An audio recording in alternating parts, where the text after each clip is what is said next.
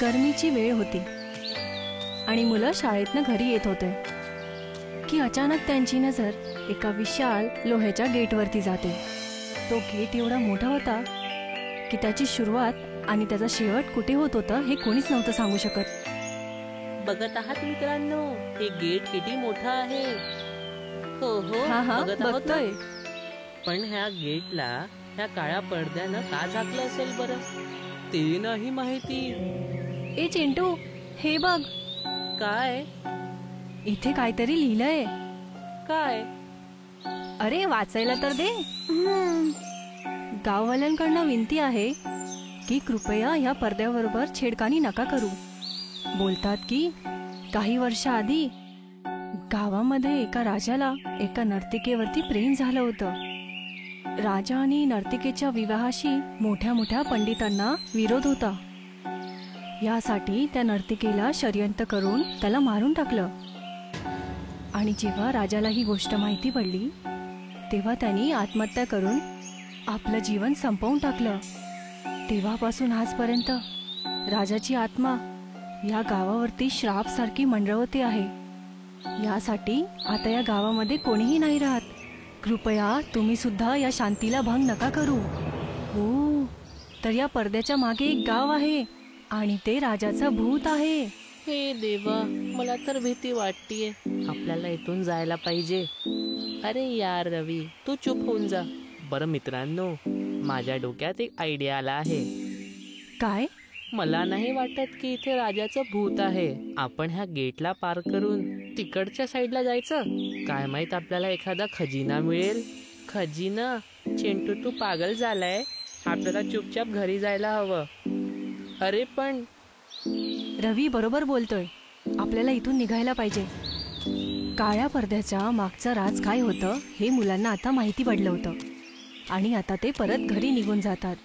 पण चिंटूला ही कहाणी काहीतरी वेगळी वाटत होती. त्याला राहून राहून वाटत होतं की त्या पडद्याच्या मागे जे गाव आहे की तिथे नक्कीच काहीतरी आहे जे सर्वांपासून लपलेलं आहे. पण एकटा चिंटू काय करू शकत होता? त्याने त्या गावातली गोष्ट आपल्या डोक्यातनं काढून टाकली आणि दुसऱ्या दिवशी चुपचाप आपल्या मित्रांबरोबर शाळेत जायला लागला. एके दिवशी चिंटू आपल्या पप्पांबरोबर बाहेर गेला होता, पण त्याला वापस येत येता खूप रात्र झालेली. बाबा, मला खूप झोप येत आहे. काय मी झोपून जाऊ? हो बाळा, झोपून जा. आपण तसंच घरी पोहोचू. मी तुला उठवून देईल. पप्पांची गोष्ट ऐकून चिंटू चुपचाप गाडीमध्ये झोपून जातो. अचानक खूप वेळानंतर चिंटूच्या चेहऱ्यावरती एक रोशनी येते आणि त्याची झोप मोड होते. ती रोशनी शेवटी कुठून येते ती बघण्यासाठी चिंटूने खूप वेळा बघितलं. तर तो चकित होतो आणि चिंटूने बघितलं की काही जण खुफिया कपड्यांमध्ये त्या पडद्याच्या मागच्या गावामध्ये जात होते. ते बघून त्याची झोप उडते. ज्या विषयाला त्यांनी मागे सोडलं होतं ते त्याच्या डोक्यामध्ये फिरत होतं. शेवटी त्या गावामध्ये असं काय राज आहे ते त्याला माहिती करायचं होतं. दुसऱ्या दिवशी चिंटूने सगळी गोष्ट आपल्या मित्रांना सांगितली. काय? काही लोक रात्री त्या गावात प्रवेश करत होते. हो, मी आपल्या डोळ्यांनी बघितलं. म्हणजे ती गोष्ट खरी नव्हती? बिलकुल. पण ही गोष्ट कोणी खोटी का पसरवली असेल तेच तर माहीत करायचं आहे आता.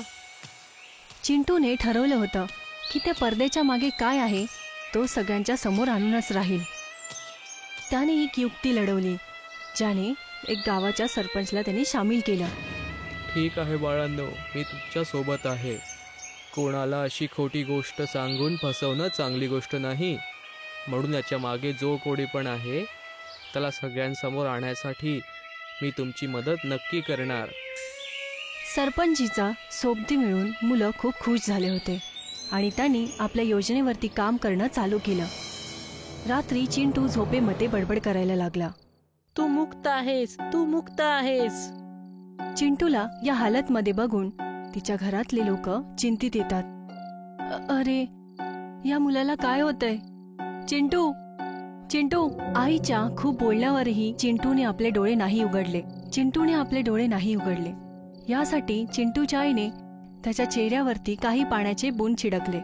आणि चिंटू हडबडतच झोपेतनं उठून जातो. आई आई अरे माझ्या बाळा, काय झालं तुला? तू ठीक तर आहेस ना? आई, मला खूप वाईट स्वप्न आलं. वाईट स्वप्न? काय झालं त्या वाईट स्वप्नात? बाबा, मी स्वप्नात बघितलं की एक राजा होता जो रडत होता. मग त्याच्या जवळ मी गेलो आणि त्याला विचारलं की काय झालं आहे. मग त्यांनी काय उत्तर दिलं? त्याने उत्तर दिलं की त्याच्या हातून चूक झाली. ज्या मुलीवर तो प्रेम करायचा तिला मारणाऱ्यांचा सूड त्याने घेतला आहे. अरे, हे तर त्या पर्देवाल्या गावाची कहाणी आहे. हा, पण जेव्हा राजाचा बदला पूर्ण झाला आहे तर तो रडत का होता? कारण की त्याने म्हटलं की वर्ष झालेत पण आज पण तो त्या हवेलीमध्ये भटकत आहे, ज्याच्या भीतीमुळे लोकांनी त्या पूर्ण गावाला खाली केलं आणि आता ते गाव वीरान झालं आहे. हे तर खूप वाईट झालं. पण चांगली गोष्ट ही आहे की ह्या वर्षी तो देवीच्या महापूजेनंतर इथनं चालला जाणार. काय खरंच? हो आई, ते गाव आता मुक्त होणार आहे. चिंटूची गोष्ट ऐकून त्याच्या घरातली लोक खुश होतात आणि चिंटूच्या झोपेतली गोष्ट सगळ्या गावामध्ये पसरते. ह्याचं कारण होतं की आता लोकांमध्ये चर्चा वाढत चालली होती. एवढ्या वर्षानंतर आता लोकांना त्या पडद्यामागे काय आहे ते बघायला मिळणार होतं.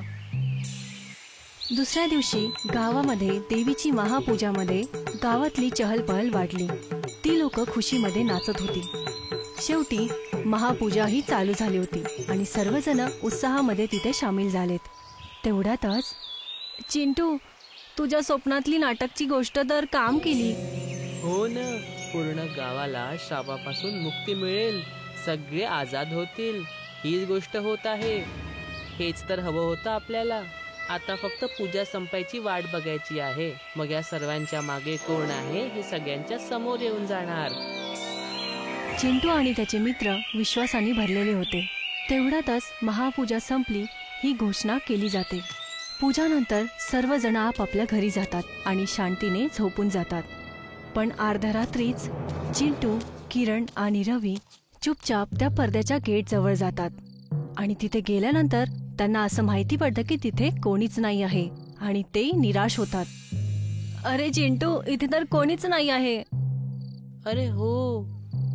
तेवढ्यातच त्यांना एक आवाज येतो. ते तिघही सावधान होतात. तेवढ्यातच तिथे सरपंच येतात. बाळांनो, काय माहित पडलं? हो, बहुतेक ते लोक आतमध्येच आहेत. आम्ही आत्ता काही आवाज ऐकलीत. ठीक आहे, मी पण पोलिसांना सांगितलं आहे. पोलीस कुठल्या पण क्षणी इथे येतच असतील. मुलं आणि सरपंच त्या गेटच्या बाहेर एकदम हिंमतनी उभे होते. तेवढ्यातच तिथे पोलीस येते. त्यांनी त्या गेटला पूर्णपणे घेरलं होतं. पण खूप वेळानंतरही कोणीही तिथून बाहेर नाही आलं आणि सर्व निराश होतात.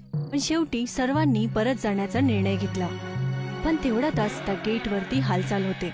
कोणीतरी गेटची कडी खोलून बाहेर येत होतं आणि सर्वजण एकदम शांततेने उभे होते आणि त्यांचे हृदयाचे ठोके वाढतात. शेवटी सर्वांना जे वाटलं होतं तेच झालं. त्या गेटमधून मोठे चोर मोठी पोटली घेऊन बाहेर येत होते. अरे हे काय? फसलो.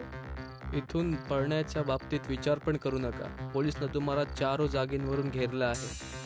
शेवटी ते 2 चोरं पकडल्या गेलीत आणि त्यांच्याकडून खूप सारं सोनं आणि चांदीचे सिक्के पण मिळतात.